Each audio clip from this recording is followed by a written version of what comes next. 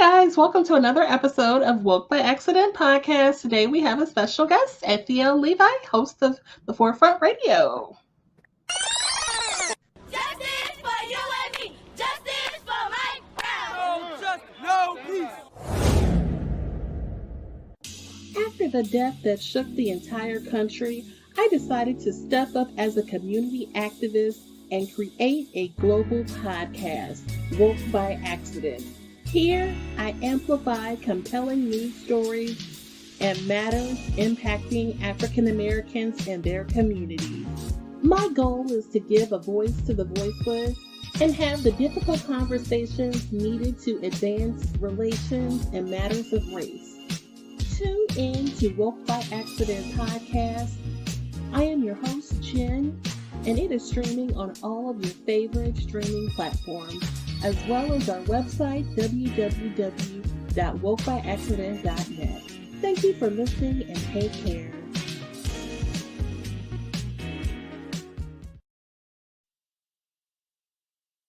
Guys, welcome to another episode of Woke by Accident podcast. Today we have a special guest, Ethel Levi, entrepreneur and host of the Forefront Radio, which is available on all streaming platforms, including YouTube. Levi returns to take part in the conversation and to review some important news stories with me. Welcome, Levi. Thank you for having me on the show. I truly appreciate it. That episode intro is so dope. I just wanted to mention that real quick. Oh, thank you. I appreciate that.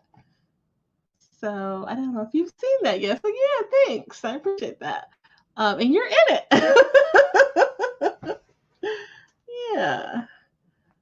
So we wanted to bring Levi on for the conversation, wanted to talk about what's going on in the news with the Buffalo shooting and the Uvalde shooting. You may be familiar with the Buffalo shooting. A gunman, Peyton Gendron, who was 18, entered the Tops grocery store and committed a gruesome act and ended the lives of 10 African Americans.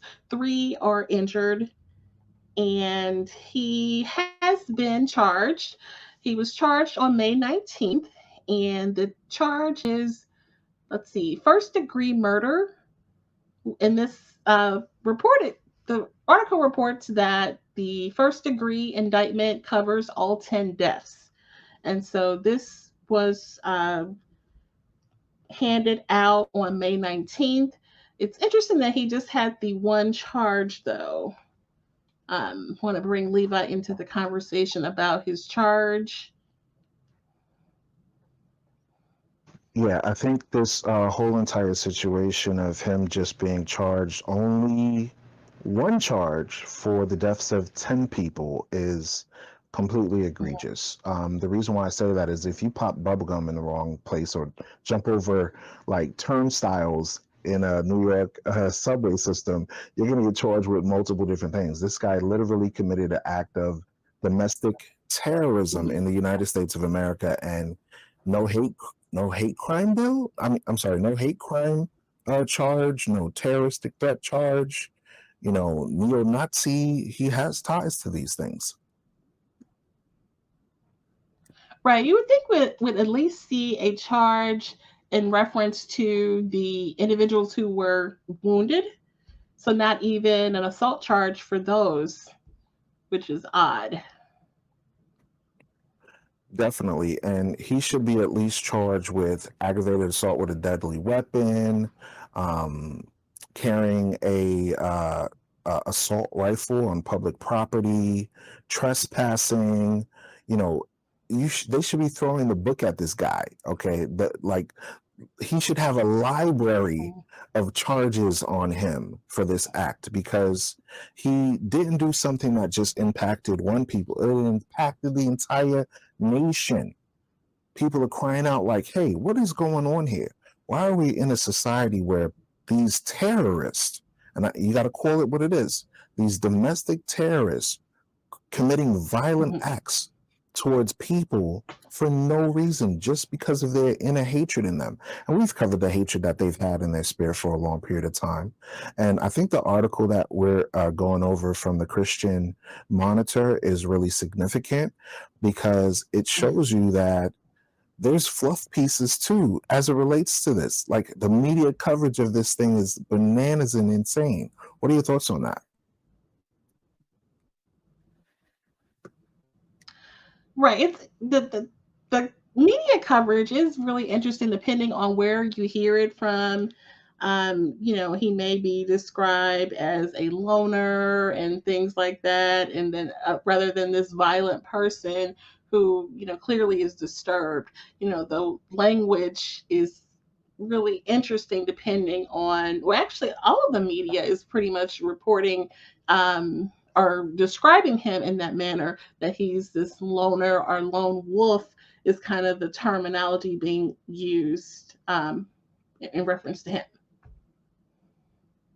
And the funny thing about it, I'm glad that you mentioned that because most of these individuals are not loners. They run in packs. Wolves do not operate by themselves. There's no such thing as a lone wolf. Most wolves, if you look Mhm. biologically, run in packs. They work as a unit. So this whole lone wolf syndrome is all lies. It's all like, Mhm. because think about it. This guy live streamed the event. So my question is, if he live streamed it, who are his audience? Who's watching this? Who is he promoting this to? Because that if you live stream it, it's an advertisement. It's not something that is just something you do casually as a, because most people when they live stream, it's either for like vlogging, travel or news or whatever the case may be. You see what I'm saying? But for them to do Right. that for this, yeah, it's egregious, completely egregious. Right. He made a special point to invite these certain individuals into this live stream before the attack. And, that was important to him to build this community or have this audience, if you will. And, apparently he had studied the other mass shootings. So he had been in community with other like minded individuals, apparently. Yeah, not only that, but it was like they were best friends. Best Okay. friends, okay? Because if I'm sending you video, this is like, think of it like a family circle, right? Where you have a group of individuals that have the same ideology, the same thought process, and they're sharing it amongst themselves. Like, hey, bro, I got a Twitch video. They had memes that were having racist rhetorics in the back Mm. channels of what they used on like Discord servers, 4chan, and some of these other white supremacist websites that they get on. Okay, they constantly Yeah. have words and rhetorics, and they joke around about homicide towards innocent people. And it's no different than the Dylan Roof situation. It's no different Mhm. than the who was that other guy that went and killed a bunch of people? 75 people killed in Las Vegas, right? The Las Vegas Yeah. shooter, right? Mhm. All these stories we have to go back and think, wait, what group of people are constantly committing these acts? It's showing enough ain't black folks, I'll tell you that. Well, and so that's kind of leads us to his motivation, so he's talking with people who have the same ideology, and he's sharing his writings, which have were motivated by racist rhetoric and that theory. Let's talk about that for a bit, that replacement theory.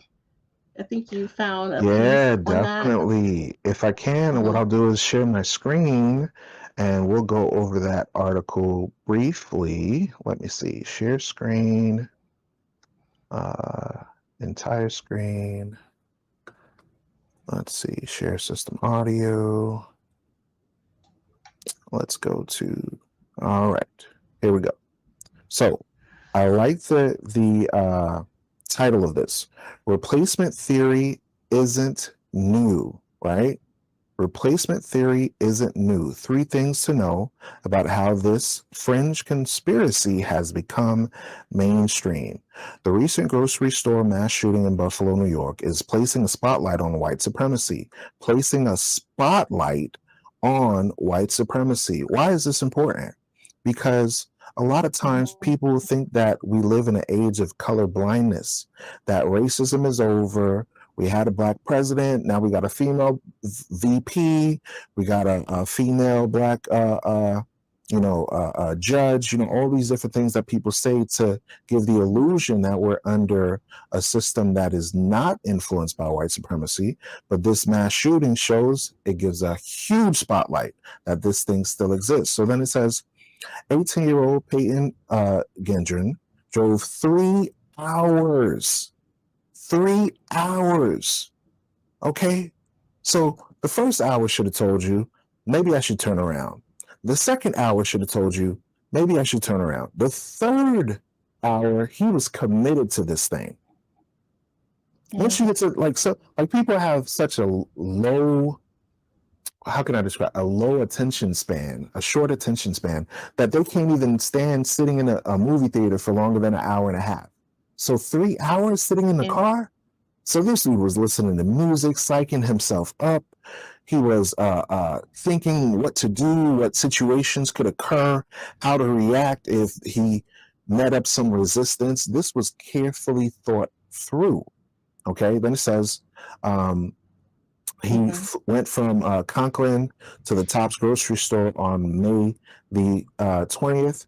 So with that being said, Memorial Day is coming up. I want to, memorialize all the victims that have been impacted. He literally killed 10 people, but these 10 people have fathers, mothers, sisters, brothers, cousins, aunts, uncles, all interrelated with them. And this guy used racist rhetorics on his weapon. He literally wrote NIGGER on his assault rifle. And on the back of the assault rifle, he wrote, "Here's your reparations." So is white supremacy over? Definitely not. He knows of the social issues that we're going through, and he gives a bunch of bullets to people to say, this is your reparations. Come on. If you don't see that you have an enemy, folks, then you need to wake up. Woke by accident. We need to wake up. You see what I'm saying? So it says he had racist expletives that he used. You see what I'm saying? And he had a 180-page manifesto. So hold on. Consider that for a second, Jen. He had a 180-page manifesto. Most students that are in high school, most high school students get agitated when you tell them to write a 10 to 12-page term paper. Okay, so for this guy to write 180 pages, that means his heart was committed to this thing, his mind and soul. He had this thought process since the age of 14 and onward. So my question for the listener is, who did he get this from? Where did this replacement thought come from? And the article explains. Watch this. It says, his 180-page online manifesto also repeated key elements of replacement theory. This theory, they call it a conspiracy theory, but I think it's a legitimate theory that they have in their mind, with roots in French nationalism of the 20th century, that's dealing with like the Jacobins and the French Revolution and stuff, falsely warns that Western elites and Jews are bringing immigrants into a country to replace white people. Now consider this thing. This same rhetoric is used by Republican politicians and commentators, using this as coded language. They use this language all the time. You got news commentators like Tucker Carlson on the Fox News, right? He uses that rhetoric, replacement, all the time, right? We're not going to be replaced by immigrants. We're not going to be replaced by other people. We have to fight for states' rights. We have to that's the rhetoric they use. We have to fight for states' rights when it comes to immigration, when it comes to, that's how they speak. So, for example, Missouri Senate candidate Eric Schmidt, the state attorney general, said in May that Democrats are fundamentally trying to change this country. Fundamentally, that means in their core, they're trying to change this country through illegal immigration. So now, I have a question for you, Jen. How was America established?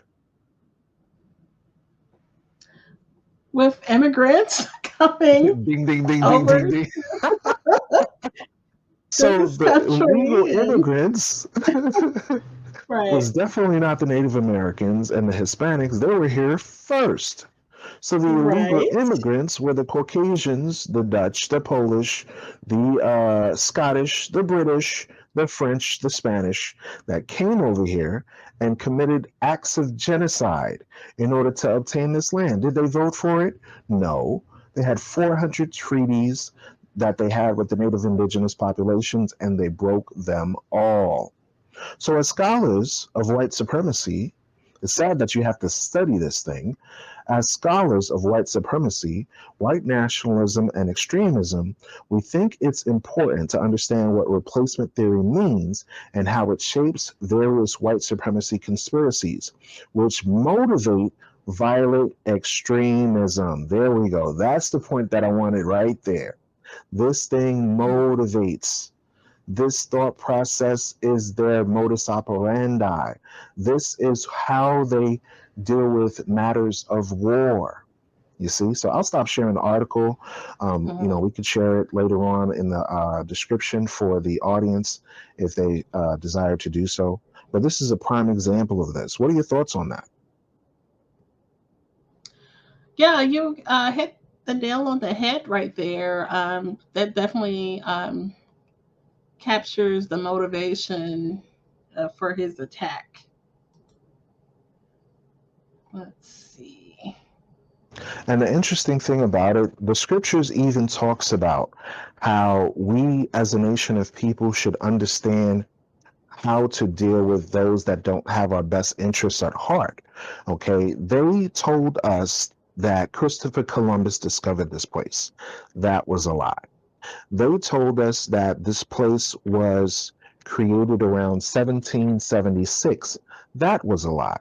They were here already since the 1400s, and they enslaved us since the 1400s with the Hispanic and Latino and Native indigenous populations, and also African Americans and people of the Black diaspora during the 1600s and the 1619. So was America founded in 1776? It wasn't. There was already a system of government in place here prior to it establishing itself as the United States of America. So what does the Bible say about our enemy? What does the Bible say about those that don't have our best interests at heart? In the book of Deuteronomy, I believe it's chapter 33, I have a vital verse that kind of relates to this buffalo situation. It's Deuteronomy chapter 33 and verse 29. And it reads, 33:29. Here we go. Sorry about that. Israel. I'm going to read verse 28 and then I'll read verse 29. It says, verse 28, Israel then shall dwell in safety alone.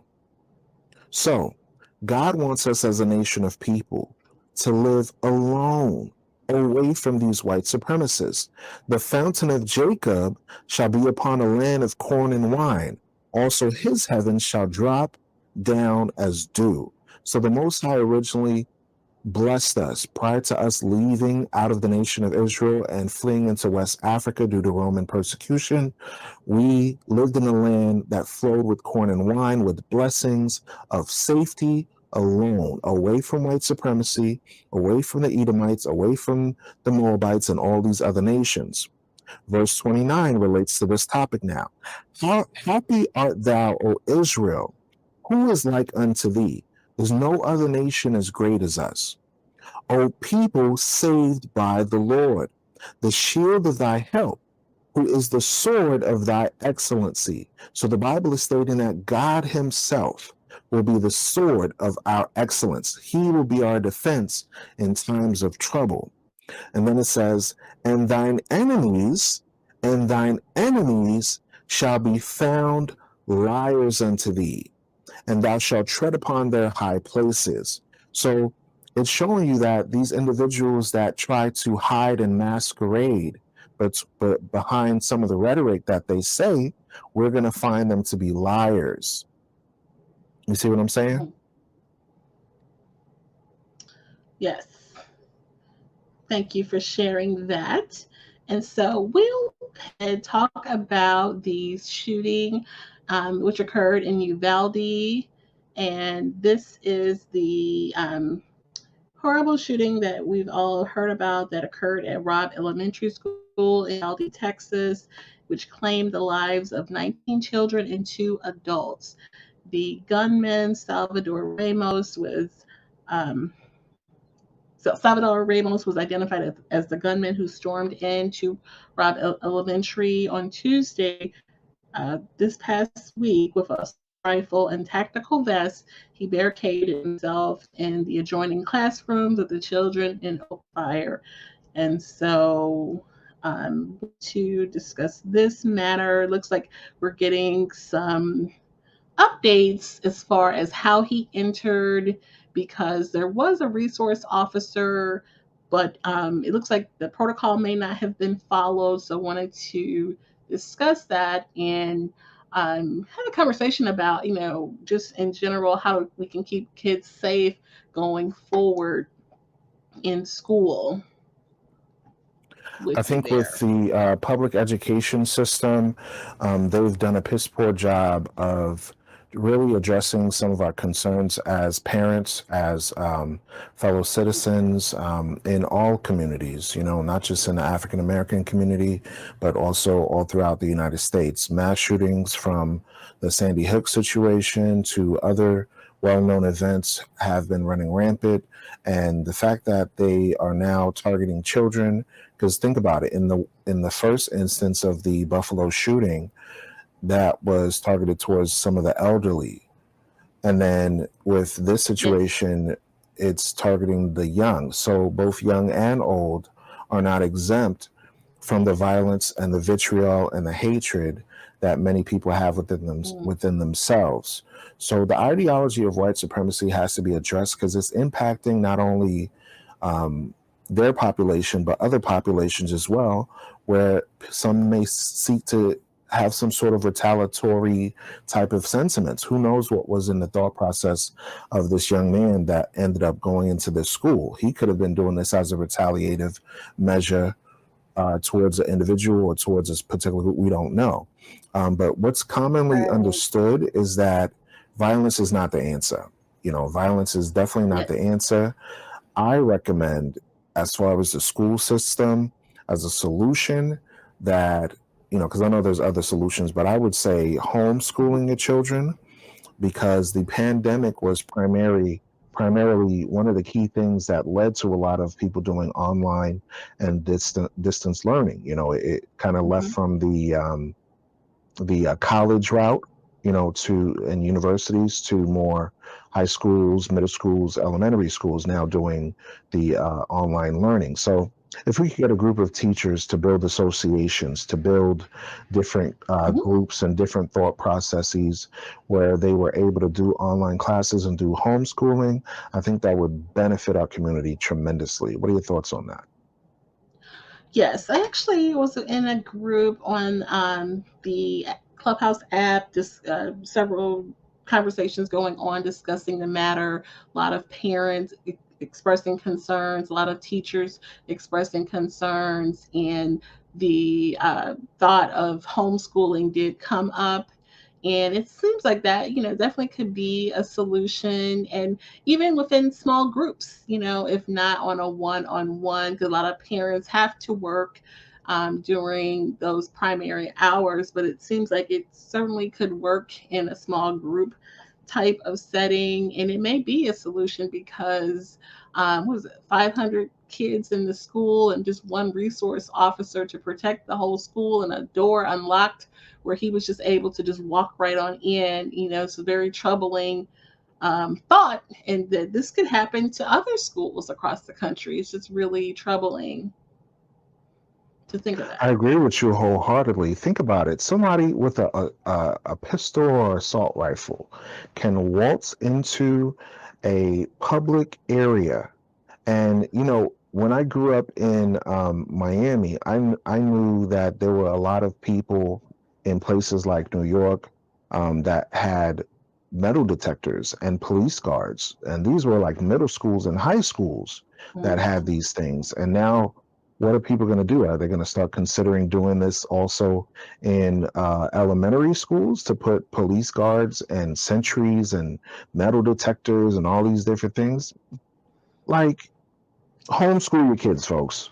Like, we need to Mhm. stop relying on this system to try to protect us, because it's gotten to the point where why even try to reason for them to pass laws, for them to do long debates and discussion?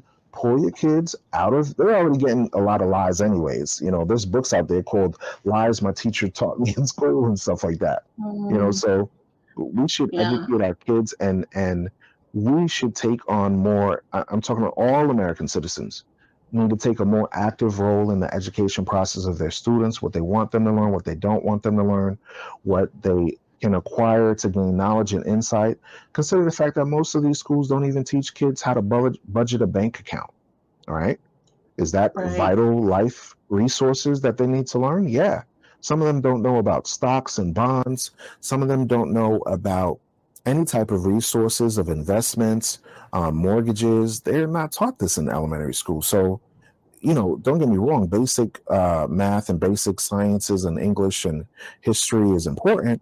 But if it's filled with white supremacist rhetoric and lies and BS, how can you expect, like, even, vast civil rights leaders said, how can you expect those that did not treat you right to teach you right? Especially your Okay. kids. Especially your kids. So it doesn't make sense for me to have another nation of people who's never had our best interests at heart. And due to this Buffalo shooting, you see it time and time again. It's a spotlight on white supremacy. It's a Mhm. spotlight on the hatred and the vitriol in this place. There will be no peace. And Christ didn't come to send peace. Christ came to send division. Meaning what? He wanted us initially to separate from these nations and build our own nation. Okay? And that's what it is. It is what it is. But some people will accept it or some people won't. There was something of the Buffalo incident that I found quite remarkable that I wanted to touch on as it relates to this topic. Mhm. When you go back and read some of the articles that are mentioned in regards to this situation, there was an article by Christian Monitor that I wanted to take note of, which was really interesting to me. It said something about the radicalization online, right? It said, in the waning days of Mr. Gendron's COVID-altered senior year at I can't pronounce that, Susquehanna Valley High School, he logged on to a virtual learning program in economics class that asked, what do you plan to do when you retire? Now, his response, and for the sake of YouTube, I'll make sure I politically correct this statement. His response in his typing was, delete people and delete myself. That was his response. So Mm. there wasn't people going around and saying, hey, this kid needs to be looked at. They need to check this man out. Right. He literally typed that. That's not something you joke about. Because now he acted Correct. upon that joke. Then it says, despite his protests that it was all a joke, Gendron, who had long been viewed by classmates as a loner with good grades, was questioned by state police over the possible threat and then taken into custody and to a hospital for psychiatric evaluation under a state mental health law. So why did he not stay in psychiatric eval? Why did he not stay in that facility? It just was like, oh, okay, we're just going to take a look at you and talk about it. Because look at this. The article says, but a day and a half later, a day and a half, not a week, not a month, okay, he was released. So now consider this. When it comes to African Americans in the prison industrial complex, right? Whenever an African American or Latino is harassed, if you say anything in regards to any type of threat, whether it's like I saw people that told me that when they got locked up in jail, there was a poster saying that if they made a single threat about COVID-19, about coughing on somebody, that they would be detained for 30 days. Oh, wow. Okay? 30 days. Yeah.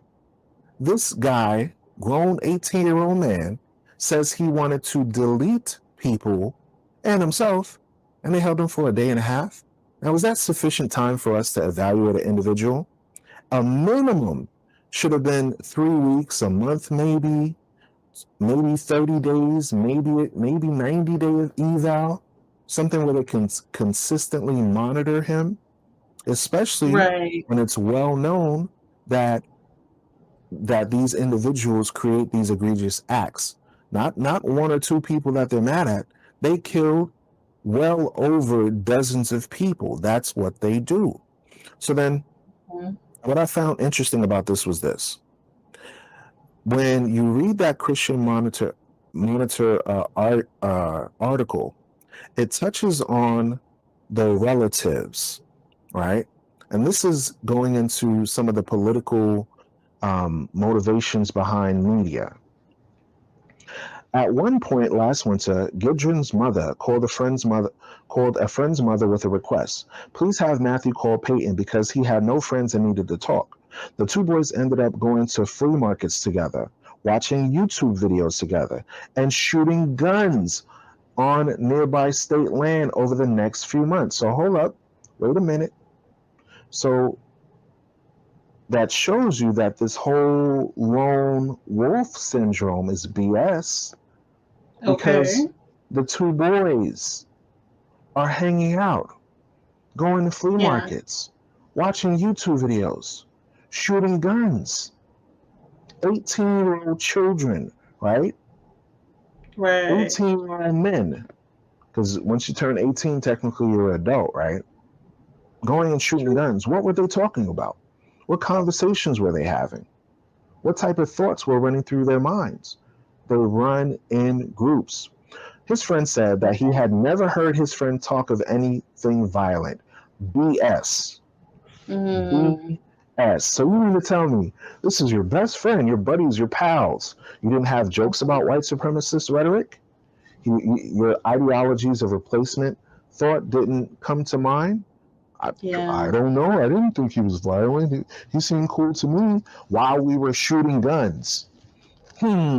Yeah, it just doesn't add up. So they're clearly protecting him. And definitely with that threat he made during senior year, they saw how close he was to graduation. They wanted to make sure he graduated, and they did everything they could to make sure he did. And so if they had, his parents might have went down there carrying on, he's got, and they made sure he graduated. So remember the analogy I gave a while ago on a previous episode when I was talking about the snake, and I was saying how most snakes will tell you, "Oh, my baby snake is so good. He's such a good." It's still a snake, though. It's still a snake. True. Even if the snake sheds its skin and says, "No, I never thought that he could be violent." I mean, we hang out all the time. We just joke around about black folks all the time, and we never would never do anything like that. Cap. Right. Somebody lying. Somebody lying. It's like that. That thought has not even I guess you just have to take it at, take it at the value of what the person said. But like you said, it doesn't add up. It doesn't add up. Remember what we just read in the Bible. Thy enemies shall be found liars. That's what the Bible says. That's what the Bible says. Your enemies are going to be found liars. And even in this article, This article from the Christian Monitor is a fluff piece. It's a fluff piece. Like, here's an example of such. It says, the two boys ended up going to flea markets together, watching YouTube videos, shooting guns at a nearby state land over the next few months. His friend said that he had never heard his friend talk of anything violent. So you're telling me you're shooting guns for a couple of months and not one thought said to you, hey, when he's thinking of firing a firearm, he's thinking of black people. Never once? Not one single time? Cap. Here's another example. Some neighbors had a similar view. You see that? Some neighbors had a similar view. So who is this? Who's stating this? Is it the news station that's stating this? Or is it the actual people stating this? This is the news station now that's saying this, not the people. It says some neighbors. Right. Who are the neighbors? They ain't black folks. Who are the neighbors? They ain't black folks. They ain't Hispanics. They ain't Chinese.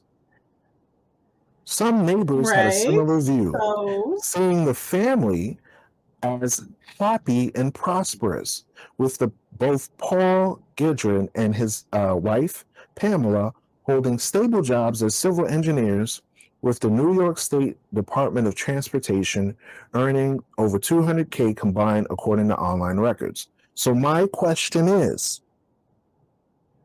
why in this article, when they're talking about a mass shooting, when they're talking about a violent act committed by a criminal, by a thug, by a domestic terrorist, there's no mention of the victims. There's no mention of the motivations behind, like this article has no mention of the replacement theory thought process that we read in the other article, right?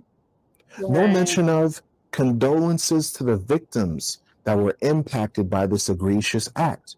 What kind of compensation can be provided to these families, either towards funeral expenses, towards family life plans, towards homes now that can't be paid for because fathers are gone, towards the police officer that was assassinated? Where's Blue Lives Matter? Where's Blue Lives Matter now? Right?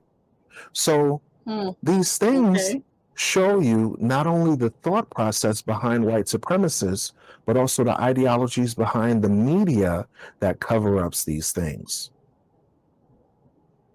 Right. It's like, who's on the board or something? Like something's going on here. Yeah. So that shows you that a lot of people know what's going on. They know that they have a vitriol towards us. They know this.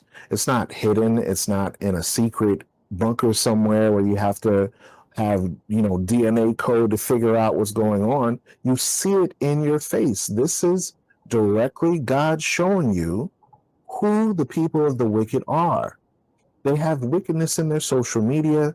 They have wickedness in their news stations, their senators, their politicians, their judges, their police officers. Everyone says it's systemic, right? And this is the rhetoric I always hear. They never say it's a group of people. They never say, oh no, it's just a system. It's just, no, it's the people that are doing this.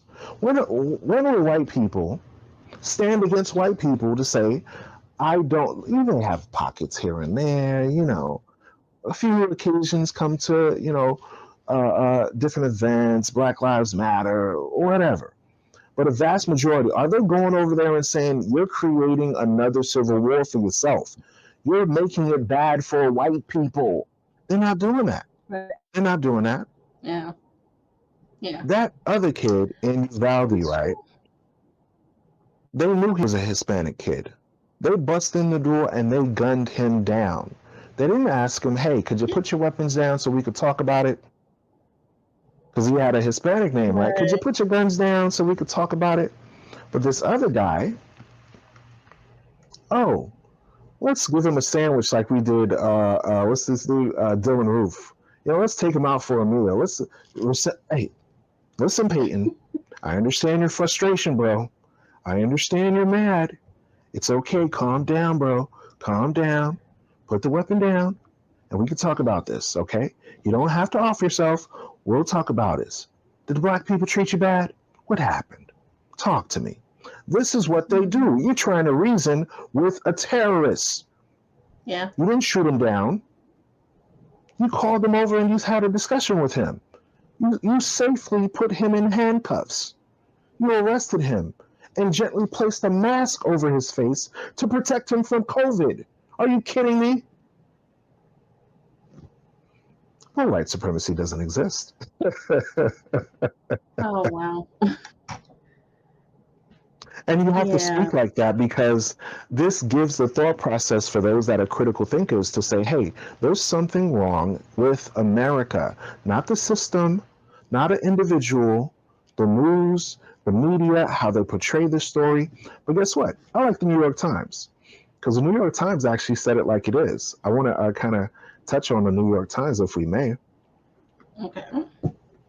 All right, so the New York Times article about the Buffalo situation said this, right? It says, how Buffalo suspects' racist writings reveal links to other attacks filled with hate. The screed describes a mass shooting at a grocery store and connects it with a belief shared by gunmen in previous massacres.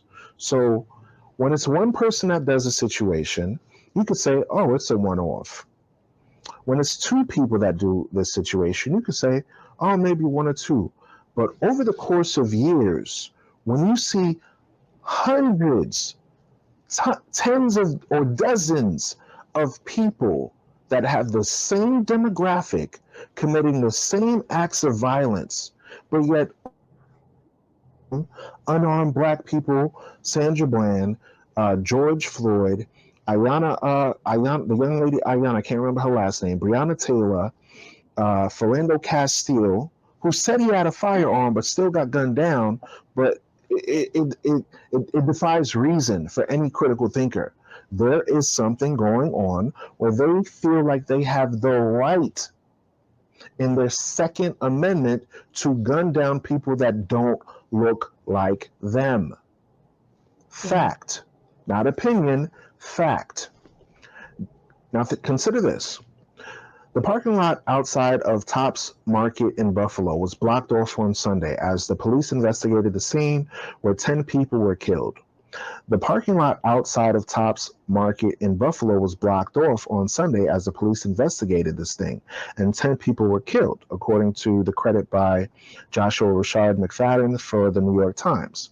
Now, this article by Aaron Furr says this: in an online screen full of neo-Nazi references. Let me share the article so that way folks can actually read along with me. Let me share my screen, share system audio. Let's see here. There we go. All right, screen share. Here we go. Now we're sharing the screen. Can you see it with me? All right. Yep. It says right here. It says, in an online screen full of neo-Nazi references, Neo-Nazis are those that hate blacks, those that hate Jews. The reason why is because they know, historically speaking, that the Jews were black. And the religion of those that participate in Judaism took on an African Hebraic religion. So they dislike anything that has to do with black culture, black people, black images, anything that is positive, they hate it with a passion. The 18-year-old New Yorker accused of going on the shooting spree this weekend at Buffalo Supermarket connected himself to a slurry of hateful ideologies. He also claimed allegiance to a group. You see that? To a group across 6 countries. He claimed allegiance.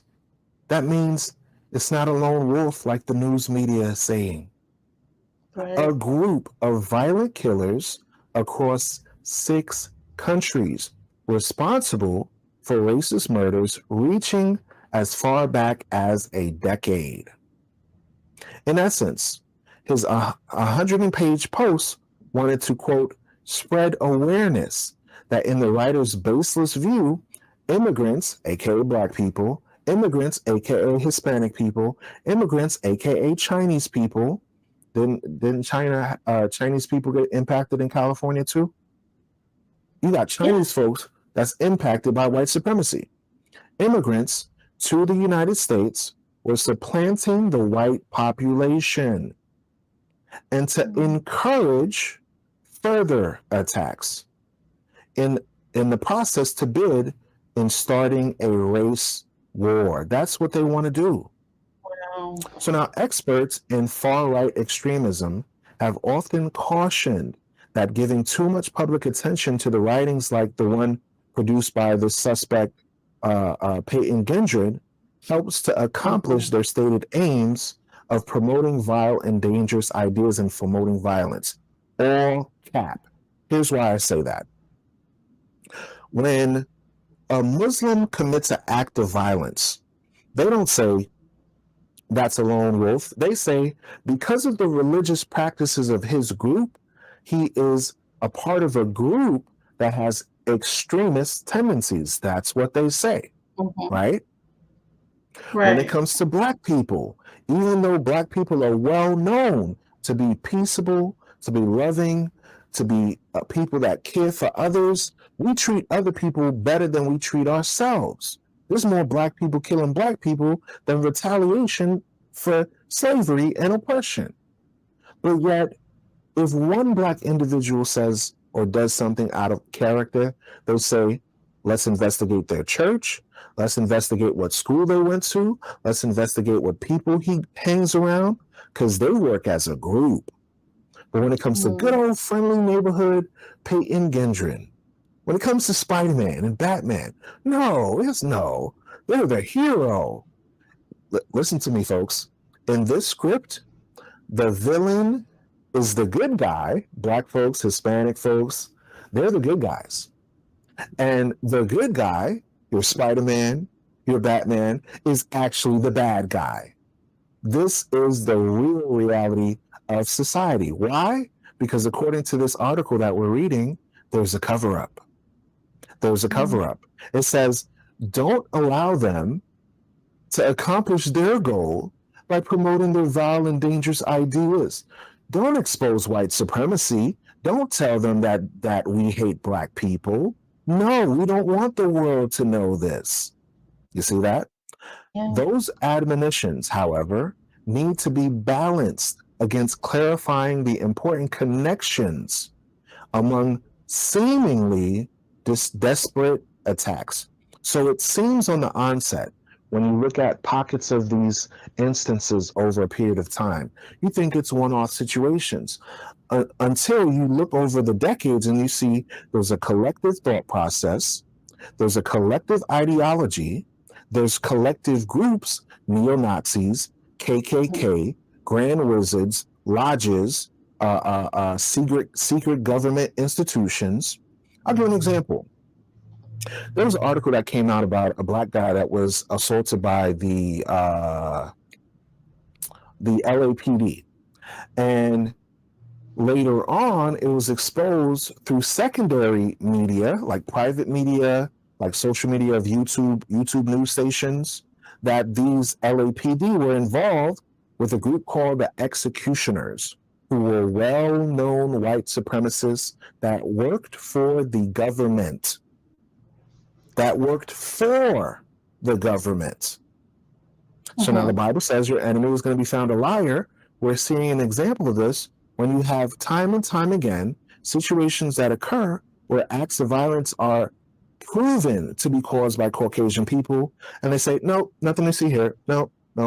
Let's not look into his background. His family was a good family. They have good, morals and good values and all of that stuff. He hung out with his friend and he was shooting guns and stuff, but his friend never thought, and the neighbors, they didn't even think he was violent. So, we don't equate white folks shooting guns with actual violence. No, how could we? Right? So then think about this. It says, among recent years from remote fringe of right-wing culture into mainstream. Okay. Inspiration included the New Zealand situation. Though the suspect lived in New York, a town of about 5,000 people near the Pennsylvania border, he claimed he has drawn inspiration like this is a prayer service. he's gotten inspiration, okay? That's what the article is saying. From the Australian man who attacked 2 mosques in the city of Christchurch, New Zealand in 2019, killing 51 people and wounding more. You see that? So this shows you that even back then, right, that Christchurch situation had the same ideology. And what was it? Replacement theory. So now let's read this real quick. Mhm. Replacement theory, a racist conspiracy theory that an unnamed cabal is perpetually seeking to encourage non-white immigration to mostly white countries in an effort to change their demographic makeup. So when they're in fear of white genocide, when they're in fear of being genetically annihilated, what is the process that they're thinking? Karma, guilt, shame. They know that they deserve judgment from God. They know that they deserve judgment from the people. Because how did they come to America? How did they come to Australia? How did they come to Africa? Right. With the same thought process that they use to create their system. They wanted to replace all the populations of the earth with themselves. They wanted to mingle themselves, like the Bible says, with the seed of men, like it's written of in the book of Daniel. So watch this. The Buffalo Suspects post, which also focused on a replacement theory, quotes from the screed verbatim several times, copying sections of the reference to white genocide that reveal an obsession with birth rates in the Western world. So you see that? There's a thought process amongst white supremacists. There's a thought process within their ideology where they feel like they're going to be breeded out by Black people, Native Indigenous people, Hispanic people, Latino people. Okay? Is this true? Well, statistically speaking, no, because white people know that Hispanics, Blacks, Native Americans are not a retaliatory group of people. We do not commit acts of violence against other races. We do not. It's not in our nature. Okay? But they said, and remember the Roe versus Wade situation that just got reversed. They said, you will not replace us. You will not replace us. So what are they afraid of? You see what I'm saying? What are your thoughts? Yeah. Right. So I want to pivot before you go down that road because we've kind of, no, that's a good point. With the replacement theory, definitely cover up. I definitely see that tie in, totally being protected. With his evaluations before, and it's interesting how that wasn't called out. What hopefully will happen is that additional charges will be filed, as they uncover more of his writings perhaps, or, as they dig deeper into the interviews with the staff. And, they're still going through, I'm sure, lots of evidence and interviews, and it would have to be, worth additional charges, if not for at least for the other people who were wounded in the Buffalo attack. So, and then I agree with that wholeheartedly. Like you said, the writing alone is enough to be looked at as a hate crime piece, with the manifesto and all of that. So hopefully they'll add additional charges later. Shouldn't matter. They need But to add charges later, and people need to stand up against the state that is not standing against it. The prosecution, if they decide to just convict him just on this murder trial, you're gonna have people that are upset. I'm telling you, you're gonna have people that are upset because they know that that was an act of terrorism. They know now that the online manifest is on the internet. And you know how the internet is. Once it's online, it's not going away. It's not going away. Yeah, I mean, some people have still seen part of the Twitch video, so yeah. Oh, I'm glad you mentioned the video. Thank you for mentioning the video. Do you remember in the video that there was a particular situation that happened? I don't know if you got a chance to watch it, but in the video, while he was committing his atrocious acts, and there was a part where he discharged his firearm against a black person, he reloaded the weapon, and then he fired again on the black person that was on the ground. But then when he walked and saw a Caucasian male that was saying, please, don't, no, please, no, he was like, sorry, bro. And he went about his merry way. I heard about that. So is there an agenda to commit acts of violence only to a particular group? Because if they try to go the crazy route, right? Mm-hmm. Why did he stop and apologize to one racial demographic while completely annihilating everyone else? Right. It's like he's aware of what's going on. He's aware of what's going on, and which just makes it even more disturbing, considering the nature of the events. So, yeah. This proves, like other episodes, that the Bible is a true book. Remember when we read Zechariah 11 and verse 5, which says, whose possessors slay them and hold themselves not guilty, and they that sell them say, blessed be the Lord, for I am rich. You remember that? Okay, remind us briefly. Sure, I'll do that. Let's go to that Bible verse real quick. It's Zechariah 11 verse 5, because everything I do, I try to filter it through the scriptures. The Bible says that we are God's chosen people, and that the nation of Esau, or the nation of Edom, which are the Caucasian cultures, have a perpetual hatred. I'll read Ezekiel 35 verse 5 first. Verse 1. Moreover, the word of the Lord came unto me, saying, Son of man, set thy face against Mount Seir, and prophesy against it. Mount Seir is another name for the regions where Caucasians used to live when they were in Northeast Africa. Okay, you'll hear different references to Mount Seir, Edom, Idumea, Petra.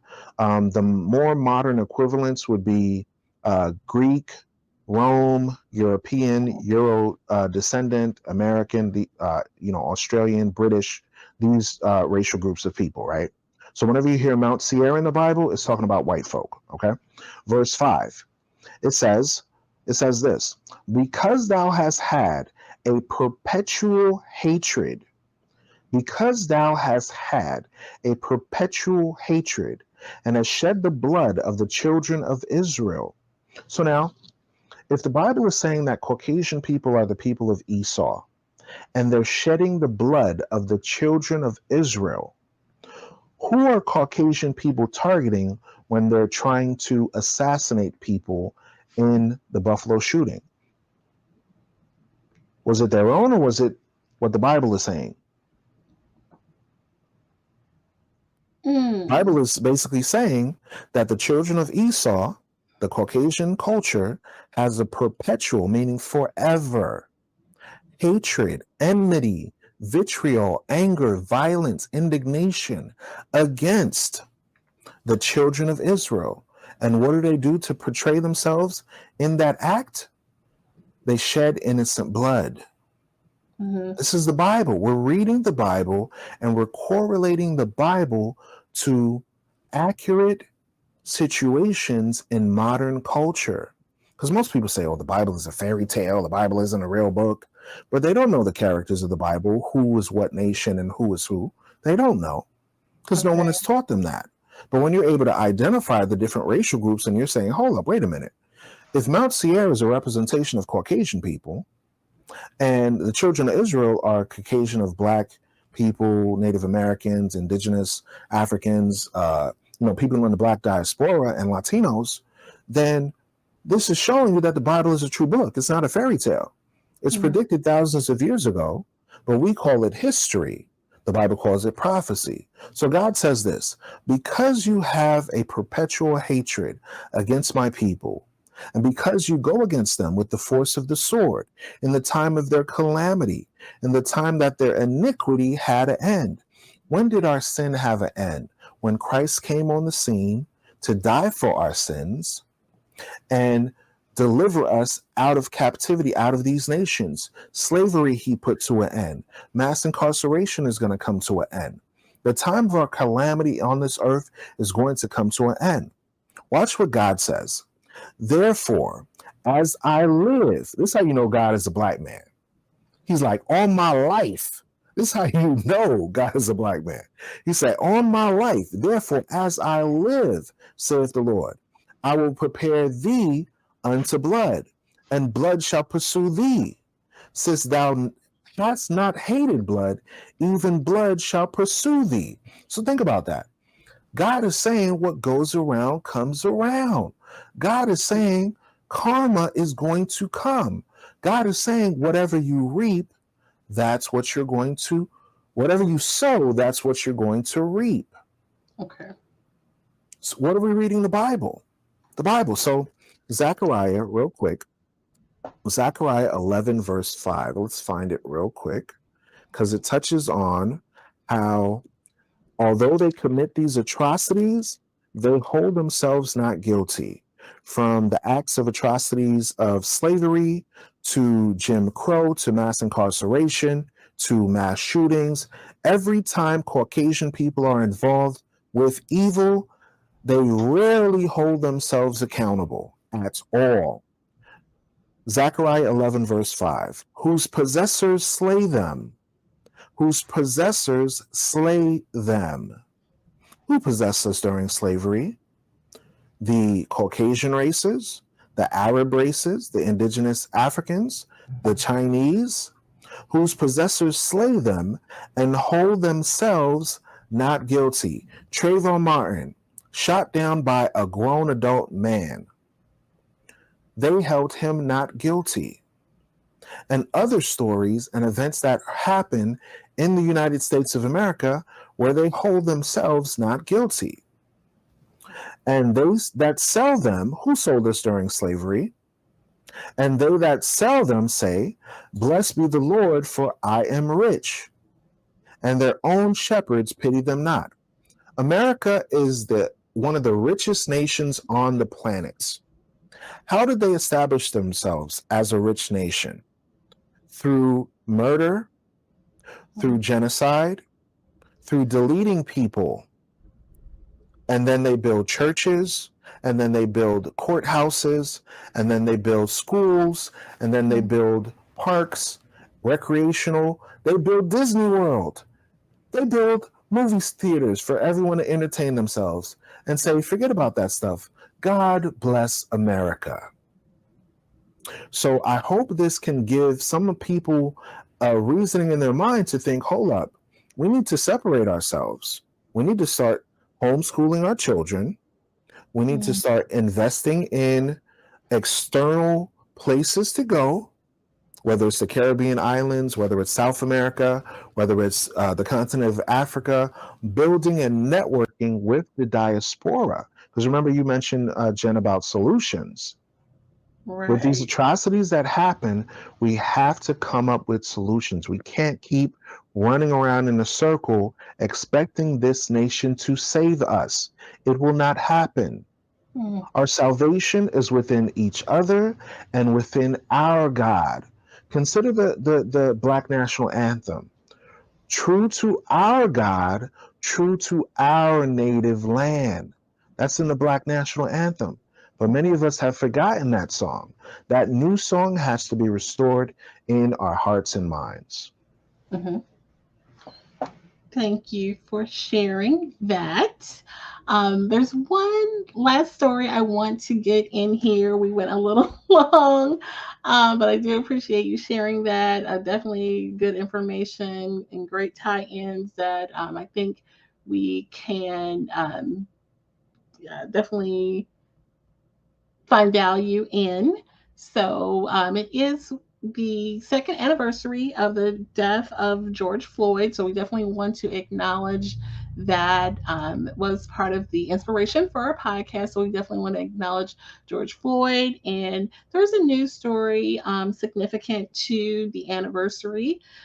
President Joe Biden signed a executive order this past week, Wednesday, aimed at reforming policing practices on the second anniversary of the death. So, this particular order will create a national registry of officers fired for misconduct and encourages state and local police to tighten restrictions on chokeholds and no knock warrants, which was related to the George Floyd matter. It also restricts the transfer of military equipment to law enforcement agencies and mandates all federal agents wear activated body cameras. And Biden has been pushing Congress to pass more comprehensive police reform legislation, the George Floyd Justice and Policing Act. So they're still working toward getting the George Floyd Justice and Policing Act passed. It previously had failed, so he's still working on that. So, yeah, definitely want to share that as we approach this second anniversary of George Floyd and want to remember his life and think of his family. I'm actually wearing a T-shirt with George Floyd's face on it, so yep, just want to acknowledge George Floyd t- on today. Thank you for mentioning So, that. And it's very important for us to always remember all the lost lives. And congratulations, Woke by Accident, for consistently reporting on these various things that impact our communities.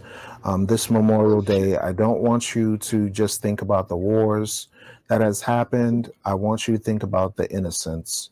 I want you to memorialize as a listener the people that have been impacted by the atrocities that have occurred since we have dealt with these other nations. And I pray that you can encourage one another, love one another, deal right by each other, give hope and promise to those that are downtrodden, help those that are fatherless, help those that are widows and are single parent mothers and single parent fathers that need a sense of community and they feel alone. So that's my thoughts and prayers for all of our people impacted, especially the family of George Floyd and the recent Buffalo situation. definitely appreciate that. And Levi, if you could let us know how people can reach out to you and your podcast. So I'm Levi, Afio Levi, the host of the Forefront Radio. We talk about Black history according to the Bible. And, you notice every time that I come on the show, I always try to reference the scriptures. The Forefront Radio can be found on Spotify, iHeartRadio, Anchor.fm/The Forefront. It can also be found on Facebook, on YouTube, and other streaming platforms. I sincerely hope to encourage using the scriptures to restore us back to our African Hebraic roots. We are the lost tribes of Israel according to Bible, according to history, according to archaeology. And the Bible says you will know the truth, and the truth shall make you free. In order to find me on social media, you can find me on the Forefront Express, which is on Instagram. And if you would like to email me, it's the Forefront Black Media at gmail.com. On Facebook, it's the Forefront Media. Thank you so much for allowing me to be a part of the show. Definitely. You're welcome here anytime. We definitely love your feedback and thank you for sharing the information today. And let's see. Anything else to share today? Jesus is black. Ronald Reagan is the devil. And 9/11 is well known to be orchestrated by the government. That's it. Okay, with that, we thank you guys for listening and take care.